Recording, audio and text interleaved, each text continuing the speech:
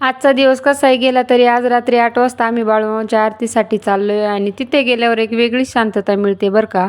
पाया पडताना शब्द नव्हते, फक्त मनातल्या मनात प्रार्थना होती. या चरणांमध्येच माझा विश्वास आहे आणि आशीर्वादातच माझं धैर्य आहे. माझ्या लेकरालाही तुझ्या चरणी घेऊन आले देवा, त्याच्यावर तुझी कृपा नेहमी ठेव. बाळूमामाच्या नावातच एक वेगळीच ताकद आहे. जय बाळूमामा म्हणलं ना तर मनाला धीर मिळतो.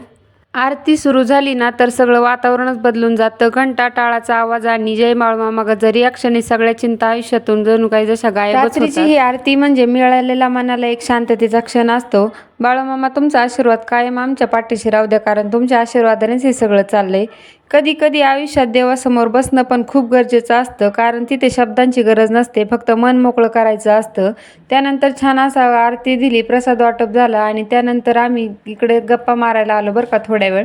ही सही आहे बरं का, आणि हिला ब्लॉगमध्ये बरेच दिवस झाले यायचं होतं, पण आता बघा कशी लाजते. त्यानंतर आज एकादशी होती, मला उपवास असतो त्यामुळे मी वेफर्स खाल्ली. यांना खिचडी भात बनवला होता, यांनी पण जेवण केलं आणि छान असं सगळं किचन मी आवरून घेतलं. आजचा दिवस खरंच एवढा छान आणि मनाला प्रसन्न वाटणारा गेला ना. चला भेटूया नेक्स्ट ब्लॉगमध्ये, तोपर्यंत.